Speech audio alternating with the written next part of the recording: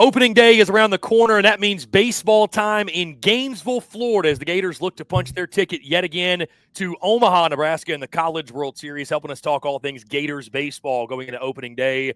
Friend of the show, good friend of mine, Nick De La Torre. He's one of the best in the business when it comes to talking all things Florida baseball. The director of content for Florida Victorious and the co-host of Stadium and Gale. Nick, what's going on, man? I appreciate you taking the time and excited to have you on. Excited to be talking some baseball, man. We finally made it. Yeah, Florida Gator baseball fans have been chewing their fingernails. I moved into a new role.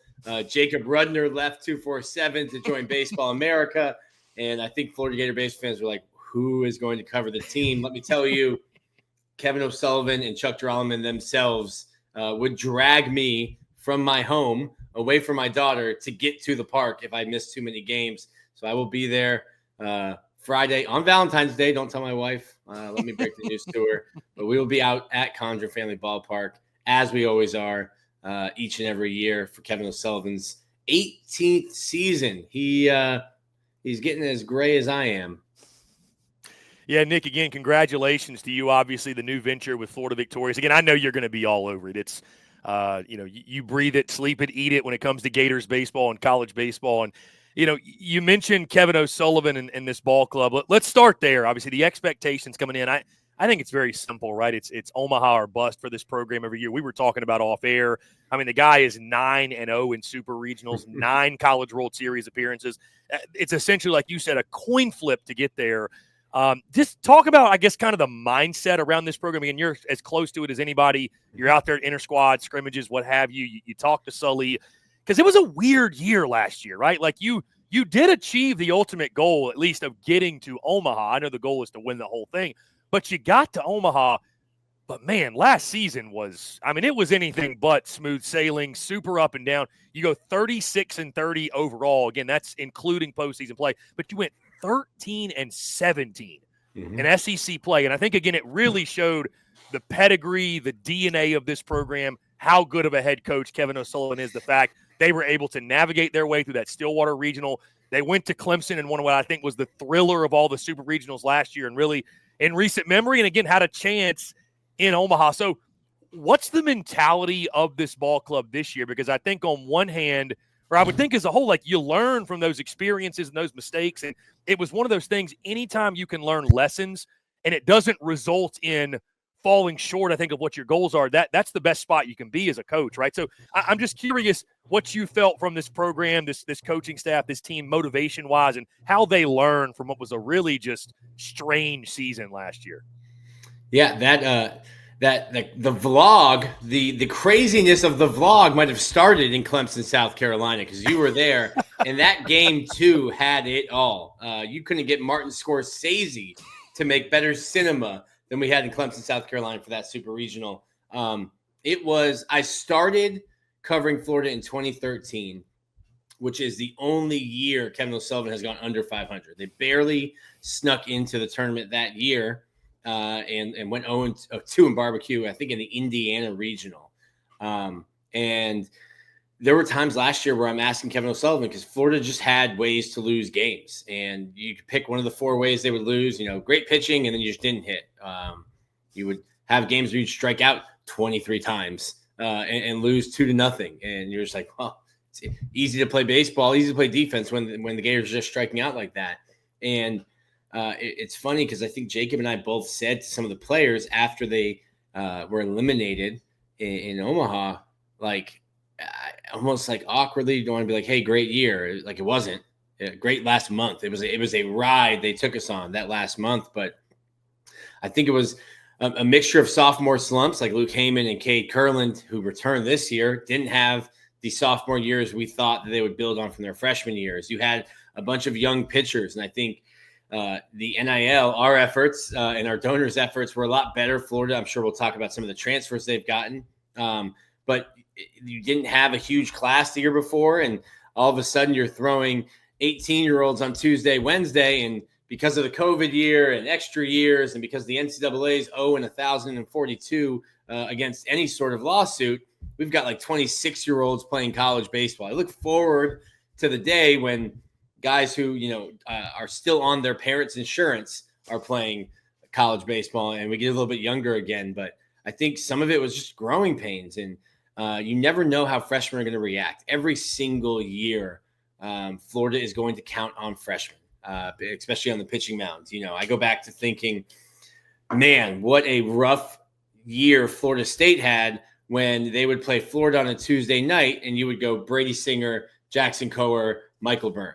And it was just 3-3-3. Thank you very much. Good night. That's not what you're supposed to see on a Tuesday night. This year, Florida has a kid who I think, if anyone on the weekend falters, Aiden King, who has been comped to Brady Singer, will make lives miserable for the midweek opponents. But last year was kind of just the freshmen going through freshman growing pains. And then a lot of the offense last year, because they didn't really hit consistently, it was just hoping somebody would get on for Jac Caglianone and he would hit a 3-run blast. And he hit more blasts than anybody in Florida Gator history. But I think there is no replacing Jac. I get asked that a lot, Chris. How do you replace – who's the next Jac? Why don't you ask me who was the next Tim Tebow? That's kind of the impact Jac Caglianone had in Gainesville. That's the kind of player he was and what he meant to the program. So you get a lot of players back. I think they have a really good mix of experience. You've got guys on this roster who have been to Omaha twice now and are looking to get back for a third time to mix in with guys like Aiden King and Brendan Lawson, who – shout out to Canada. We'll stock up maple syrup at Condren this year for the freshman who's slated to start at first base. So the goal is always Omaha, which is crazy. There are 200, almost 300 Division I college baseball teams. Only 8 get to Omaha. And Florida managed to be only 2 teams played more baseball or played baseball longer last year than Florida, who – after the SEC tournament, after one and done in Hoover, we didn't know if Florida would even make the tournament. Thought they were about to make an Ole Miss, don't let the Rebs get hot kind of run, fell just short. But yeah, the goal never changes in Gainesville. The faces change, but the goal never changes, and that's always to get to Omaha and to win the last baseball game of the year. Nick, on a side note, I have to bring this up because this will be kind of the running joke going into the season. We like to make light of it in good fun, but is Florida going to figure it out in the midweek this year? And does it piss Sully off as much as I think it does? Because it's like, we love to say midweeks matter, but I'm like, man, Florida they know how to lose on a Tuesday with the best of them. I don't know what it is, man. It's. I like to say that. I mean, Nick, it's not really baseball season until I see Florida losing to Stetson and giving up like 8 runs in the 8th inning to do so. It's just something about that, man. It kind of warms the soul a little bit. I hate to say that, but that's how I know. It's like, okay, we're back. Well, you're no friend of the program then, Chris. Yeah, I like to say that like midweeks are for orange slices, but Florida, I think when it really pissed Kevin O'Sullivan off is when they were getting handled by FSU because, hey, listen, in the state of Florida, every once in a while, Stetson's going to have a lead, and all of a sudden some kid comes out of the bullpen throwing 98, and you're like, where the hell did this kid come from? Why is he at Stetson? Why is he at an FGCU, an FAU? There's so much talent inside the state of Florida, and with our Florida prepaid and bright futures inside the state of Florida, it makes more sense for a guy to go to, especially with the transfer portal, to go to a Stetson instead of having to go and try to figure it out at a Clemson, at a South Carolina, a Georgia, or an out-of-state school. So the talent at these mid-majors is incredible. And it's been now 12 years of trying to gently educate Florida fans that this isn't like football losing to Stetson or to FAU. There's some real dudes at these schools. But no, I think Florida one year went undefeated in the regular season and then went 0-2 in Omaha. So it's not really an indicator of that, especially the first month. Kevin O'Sullivan really uses it as almost an extended tryout. You can create as many, and every time they practice, they're inter squatting, live pitching, live ABs. You can only create that kind of environment so much. It's much different when it's somebody else. I remember being at UNF last year for a road game, and we're sitting by the visitors' bullpen, and the guys are talking about like, what do you think you'll do if you strike out Jac Caglianone? Like, this is the game that they're circling, and a batter they're circling, and Florida's players are probably like, damn, I have to get on a bus for 2 hours to go play UNF. Why couldn't they just play here? So you deal with that mentality a little bit as well. But this first month of the season, guys are just going to get opportunities, and you will earn your innings when SEC play comes around within this first month of the season. So there's a lot of testing, giving guys opportunities who might not be the guys you lean on. But this first month of the season is where Kevin O'Sullivan and his staff figure out who they can trust and who they can go to later on in the season when the games really start counting. But I coined the phrase last year, and now I get a ton of orange slice GIFs sent at me when Florida loses. Midweeks are for orange slices. We're just trying to figure out who can play. You'd like to win them, but if you don't, you take what happened and how guys handled situations. At least I do. I take that more seriously than the outcome of the games. You heard it. Start sending Nick your orange slices, GIFs or GIFs or what have you. I may have to start doing that. You've mentioned Jac Caglianone a lot, Nick. Let's start first. We're going to talk the pitchers, the hitters. I want to start with this rotation and this pitching staff, obviously what he meant on the mound, being in that weekend rotation. Here's the thing when it comes to Florida. You know this better than anybody. I'll let you speak on it. It's going to be high velocity, and it's going to be supremely talented. And there's nobody that does a better job with handling his pitching staff than Kevin O'Sullivan. He's one of the best in the business, if not the best in the business when doing that.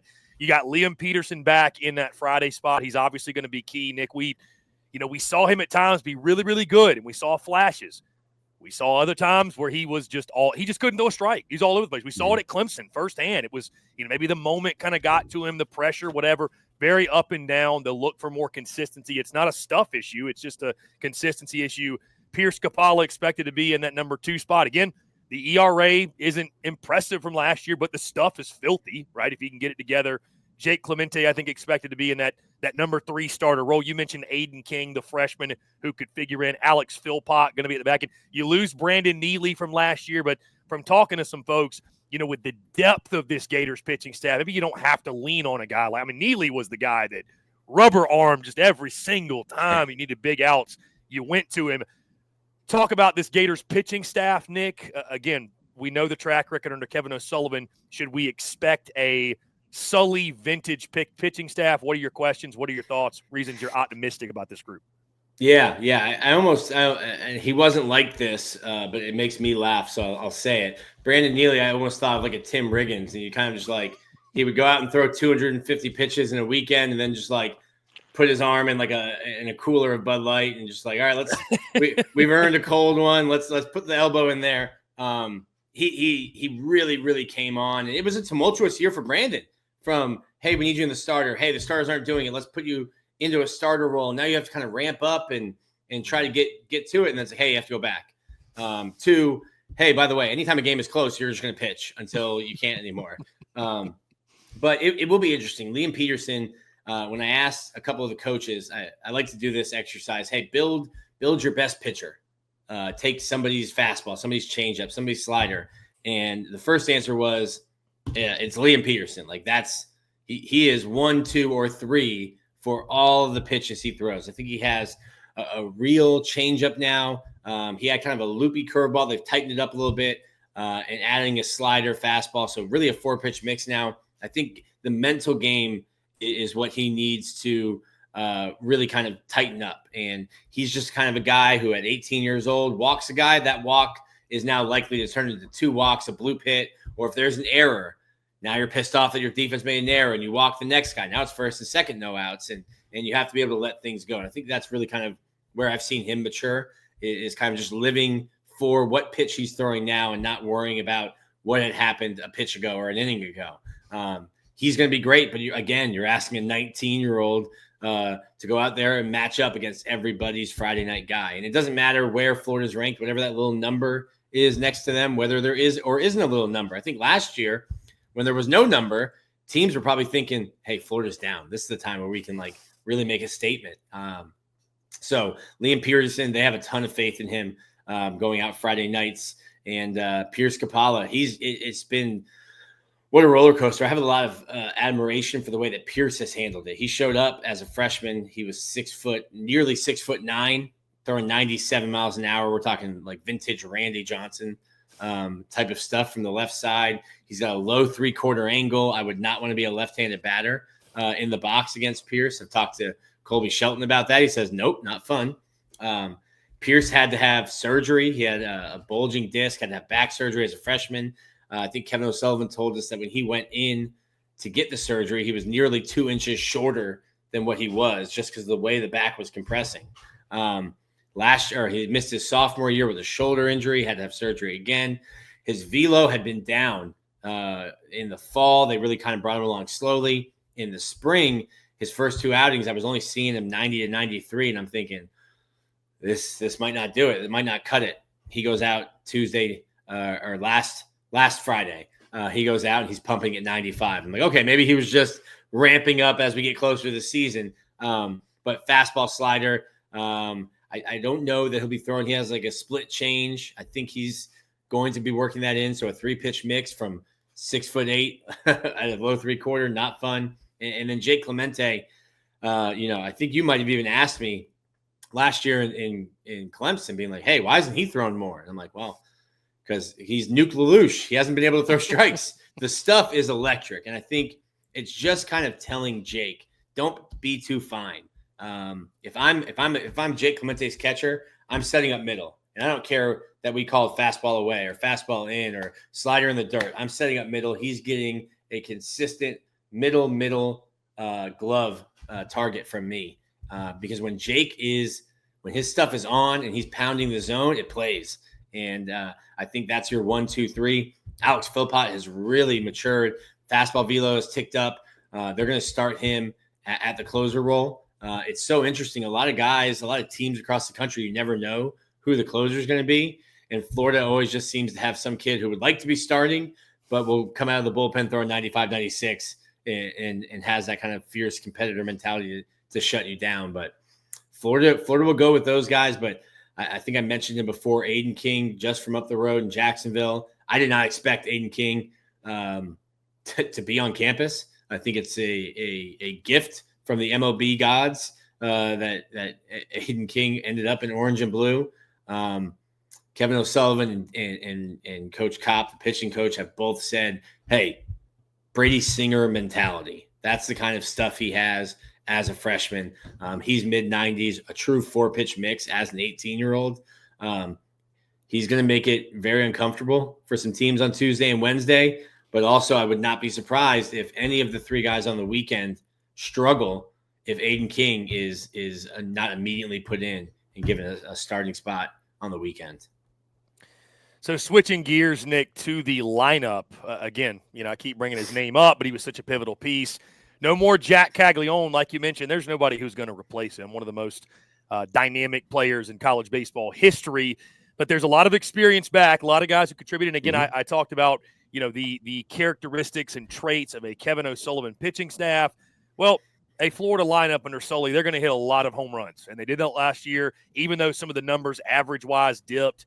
Heyman returns, who had 16 last year. Cade Curlin returns. He had 14. Colby Shelton, again, he slumped hitting 254, but he had 20 bombs last year. Mm-hmm. Ty Evans hit 13. Brody Donay fascinates me, Nick, because if he can eliminate some of the swing and miss, God, when he connects, it goes a long, long way. He had 14 last year. You add in some transfers, like you mentioned, Kyle Jones, the outfielder from Stetson, Blake Sire, the outfielder from Miami. You mentioned the freshman Brendan Lawson, who's going to get the start at first base, and Bobby Bozer, the senior, probably going to man the hot corner. But bottom line is this. I would imagine, once again, Nick, the optimism's got to come from the fact you got a lot of guys coming back that I'm sure you firmly believe they're not going to slump like they did a year ago. And they were pretty good even in a bad year. So there's a lot of damage that can be done in this lineup. And I'll ask you, without Jac Caglianone, does the identity of this lineup change much? And do you feel like they can be even better than they were last year, even without Cags in the middle of that lineup? Do I think you can be better? No. Listen, Cags was special. I mean, the way that he went and dropped his strikeouts and the rate he was getting on base, how patient he was. It's funny because his chase rate was probably up there, but I think Tim Corbin said it. He's like, you could throw a fastball at 95 at his eyes, and he hits it 450. It's like, it doesn't matter that he's swinging the bad pitches because he's barreling everything. So obviously, if Jack would have decided, I tried to make it make sense. His now fiance was coming back for her final year here on the volleyball team. I was like, Jack, just one more year. Be here with your girlfriend at the time. Didn't work. I think things are working out for him though. But you bring back 5 of your 7 home run guys. I think what you did adding Kyle Jones, he is a legit glove in center field. I think I would probably go back to like a Buddy Reed, a Judd Fabian, that kind of ground that you can cover. Blake Sear from Miami. I cannot wait for February 28th, March 1st, March 2nd when Miami comes up to Gainesville to see what kind of juice we get from Blake and his old teammates. He plays a really, really good defensive left field. Last year, you had like Michael Robertson in center field, and then you had Tyler Shelnut, who was a third baseman playing left, and Ty Evans, who has gotten better, but was probably just an average right fielder. He's gotten better. We got to stop him, tell him to stop running into the wall on foul balls, maybe just let it go foul. He's had 2 season-ending injuries by running into the right field wall. But it's a legitimate good defensive outfield, which, by the way, could hit 60 home runs. Ty Evans is a guy who is tearing the cover off the ball. He could be a 15 to 20 guy. Blake Sear can be a 15 to 20 guy. And I think Kyle Jones could luck his way into 10, 12, a double-digit guy as well. Third base, Bobby Bozier is going to bang. Colby Shelton's going to bang. Cade Kurland broke his hand last year within the first 2 weeks of the season, had to kind of deal with that. And he told us multiple times, like, I'm a guy who I have to work. My swing doesn't come natural to me. I have to put in the reps in the cage, and I just can't because it's excruciating to grip a bat. At one point, he was gripping a bat with 3 fingers on his, I think it was his right throwing hand, with 3 fingers off the bat. So he's trying to swing a baseball bat and hit D1 pitching with 7 fingers holding a bat, which I think led to some of his slumps. He's back. He's healthy. And Brendan Lawson, it's unfair. Left-handed swings are just naturally prettier than right-handed swings, and this is one of the prettiest left-handed swings I've seen. He's never played first base. There's going to be some defensive issues over there. We've seen it as he adjusts, but that's how good the bat is. That, hey, he's 18 years old. We have to stick him somewhere to keep his bat in the lineup. So he'll play first base. And then you get Luke Heyman back, a little bit of a sophomore slump. You mentioned Brody Donay's swing and miss. I think he had, I just pulled it up, 74 strikeouts and 167 at-bats last year. There's going to be some swing and miss from a guy who's 6'6" and long and lean, but they've made some mechanical changes, and my goodness, he has been tearing the cover off of baseball. He's someone who can mistakenly hit a ball 430 feet. I had a scout before last season, Birdie's first season with Florida, tell me Florida might have the 2 most raw power bats in the entire country, and Jac Caglianone might not be number 1 on his own team. And we saw Brody hit balls off the cap, get jammed, and put balls into the street behind Condren. So it's a lineup where I was talking to Coach Kopp about his pitching staff, and he's telling me about how young it is, and it might take some growing pains. I said, the lineup thumps though, so you'll have some wiggle room, you'll have some cushion, and there's other guys too. I mean, we didn't even mention Ashton Wilson, who was the darling of the regional and SEC tournament. Hayden Yost came back after tearing his ACL in the final weekend of SEC play, was fully cleared and is running around playing a great center field. These are 2 guys, because of what you were able to do in the transfer portal with Jones and with Sear, are just kind of the odd men out. But you'd rather have 7 outfielders or 6 outfielders that you want to play than to have 2 and be rotating and trying to find another corner outfielder. Another guy who I really love, just being an old school baseball guy, is Justin Nadeau. I mean, he will be the dirtiest uniform whenever he leaves the field, slaps the ball around, can run, can probably play him at all 4 spots, a little short for first.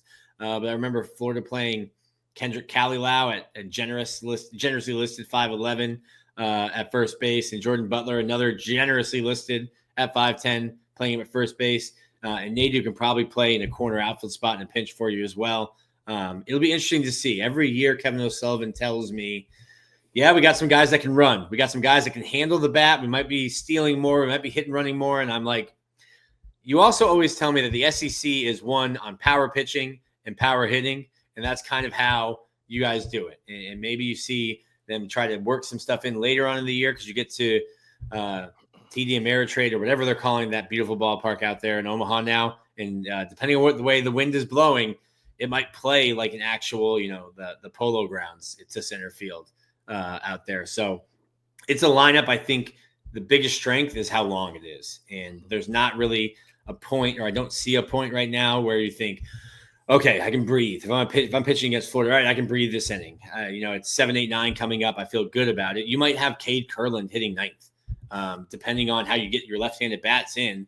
There's no rest for the weary when you get down to 7, 8, 9 against this Florida lineup. Nick, there's a lot of talent on this Gators club that is new, whether it's freshmen or transfers. Give me one pitcher and one hitter that folks maybe outside of Gainesville from either the conference-wide perspective or national perspective aren't familiar with right now that you think will become household names by season's end. For Florida's pitching is going to be Aiden King. I think he's a guy that we're going to see a ton of.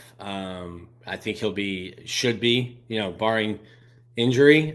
He'll probably have top 5 innings for Florida on the staff. Another guy I really want to see come back is Christian Rodriguez. Just saw him really starting to gear it up. He's got one of the best changeups I've ever seen at the University of Florida. And then the other one that we haven't talked about, who had a big role last year, is going to be Luke McNeely. And I think you're kind of just a sophomore trying to figure it out. You're going to have to start midweek games, but he'll be a guy that they probably turn to in leverage situations. And if Alex Philpott struggles with that closing role, Luke McNeely's a guy they can turn to, who has pitched in big spots for Florida. I think towards the end of last year, you kind of just see guys 18-year-old freshmen start to feel how long the college season is. So those are some guys. Aiden King will be the one. I think I just tweeted it today. Like, hey, if you don't know this name yet, you will know it very soon. Hitting, I'm going to go with Kyle Jones. I think I mentioned it. I think our friends over at D1 Baseball have talked about, like, man, he actually has some power. He's 6'3", 185, real speed, real speed. A guy who I think if Florida lets him run, will steal 15 to 20 bags easily. He plays an unbelievable center field, and he's a great table setter in the one hole for Florida. Now, it's not going to be like when they had Wyatt Langford hitting first, and he just decided, hey, I think pitchers are going to start me 0-0 fastball. And he was jumping on 0-0 fastballs. I think he had 4 games in a row with a home run. He's not that Wyatt Langford, but Kyle Jones is a guy who's going to be an everyday player. One of those when you look up in June, you're like, oh, he started 66 of 68 games. I think that's going to be a huge player. And maybe someone I can point to, being a transfer from Stetson, someone I can point to on a Tuesday or Wednesday saying, hey, guys, by the way, Kyle Jones was playing against Florida last year on Tuesdays and Wednesdays. So orange slices. Orange slices indeed. Nick, it's interesting to think about Florida is trying to have a bounce-back season after you went to Omaha a year ago. But again, when you had some of the struggles in the regular season you did, I do think that's kind of the mentality. People are asking, can Florida bounce back? Again, went to Omaha a year ago. But in your mind, Nick, if this Gators ball club is going to have that quote-unquote bounce-back season, and more importantly, though, get to Omaha and have an opportunity to win the ultimate prize, that's what's really become the expectation for this program. In your mind, Nick, what's got to click for this ball club? One thing is I'm so used to dominant elite pitching at Florida. I think it was a couple of years back when it was Sproat, Waldrip, and I can't remember who was on Sunday. It's just escaping me. But they were the only team in the country who had the same 3 starters for every Friday, Saturday, Sunday. Obviously, the SEC does that Thursday, Friday, Saturday. The only team in the country who had the 3 same weekend starters all year long. And I think there's so many question marks about a true sophomore in Liam Peterson, who had ups and downs last year. Pierce Capalla really going to be asked to have his full healthy season. And then Jake Clemente, a guy who has all the stuff that scouts will drool over, just hasn't been able to command the fastball, command his off speed, and pound the zone. If those 3 guys, if we look up in June and I can say that stat, Florida's had the same 3 weekend starters all season long. That means that Pierce has figured it out, Jake's figured it out, Liam's figured it out. That's a recipe for a team, I think, here in Gainesville that can be winning not only the SEC, but then competing and having a national seed and having a real shot in Omaha, because the bats are going to hit. They're going to hit, and if you can get that consistency, the consistent weekend starts from those 3 guys, then Florida's going to be really, really tough to beat. Nick, closing here, it feels kind of odd to think Florida's sort of flying under the radar going into the season. Do you feel that a little bit? Because you got, A&M's the big story at 1. Can Tennessee go back-to-back? Texas and OU in the league. LSU's in the top 5. And it's like, Florida's at 10, and I'm like, are people kind of forgetting about them a little bit? Or are we just becoming so accustomed to the Gators being in Omaha? It's kind of like, it's not really an exciting story anymore. I just, I think when you're looking at certainly Omaha 8s, but national title contenders, it does. I don't know if you feel that. It feels kind of like they're flying under the radar coming in. Well, it's interesting. I'll pump NIL a little bit. Tennessee wins the national championship and influx with cash and went out and spent it and built a great team. I drive a Tesla now, so I don't know what the price of gas is. I don't know what the price of oil is. But looking at A&M and Texas's rosters, I think it's still pretty high. NIL is not just for football and for basketball. It's touched every single sport, and I'm even seeing it in the women's sports that we have now. So Kevin O'Sullivan, I had him on, did a 30-minute talk with him, and he mentioned, we had enough funds this year to go out in the portal to offer guys some stuff that maybe kept them away from the MLB draft. Looking at guys like Luke Heyman was a draft eligible sophomore. Kobe Shelton was a draft eligible sophomore. Ty Evans came back for his senior year. Guys like Aiden King and Brendan Lawson, who at points during the draft process were as high as second-round projections. To get guys like that to come to school, I think that's a big deal. But yeah, to your question, it's kind of ho-hum. Florida gets to Omaha, and the reaction is almost like, yeah, well, we expected that. And we definitely have lost sight here in Gainesville over just how hard it is to get to Omaha. And it's really cool when we're out there. I've been out there so many times now. I might owe property taxes. I don't know. It's so interesting to see the teams who are there for the first time, and like their eyes are wide. And you almost even don't get that from the freshmen at Florida or the sophomores if they hadn't been yet. They don't even get wide eyes because it's just expected of them. It's kind of drilled in. I'm sure there's every team in the SEC outside of Georgia is probably thinking we're going to get to Omaha. But it's one thing to think it, and it's one thing to do it. Like we've pointed out, 50% of the years Kevin O'Sullivan has been at Florida. So I try to not diminish what the accomplishment is, but it's certainly whenever Florida's season ends, not in the state of Nebraska, it certainly feels like hey, what the hell happened? When it should be, hey, you had a good year and just fell short. The shot at Georgia, I thought you were going to take the shot at Kentucky there for a second. I don't think we need to rehash. I have a lot of respect on the 2024 Cats, do we? I have a lot of respect for Nick Mingione and what he does. Kentucky can't compete recruiting-wise against Alabama, Texas, Oklahoma, Florida. Can't do it. So he said, we're going to do something completely different.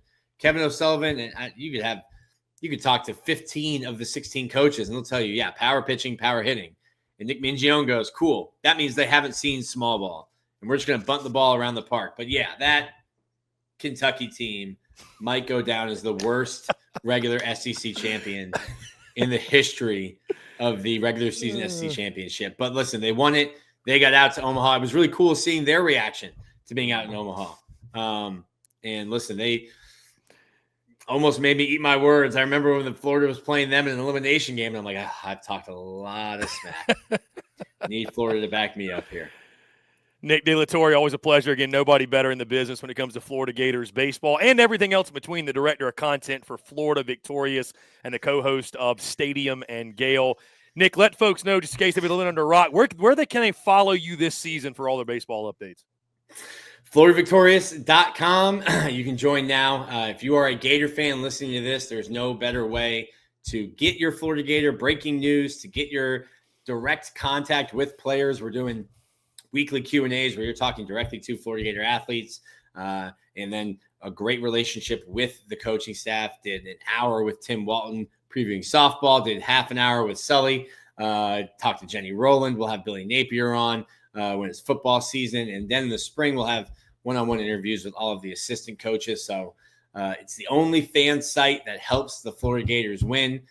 Your membership goes directly into our student athletes' pockets. Nick, you're the man. Appreciate you taking the time, and we'll definitely do it again soon. Look forward to seeing you in Gainesville this spring. Yes, sir.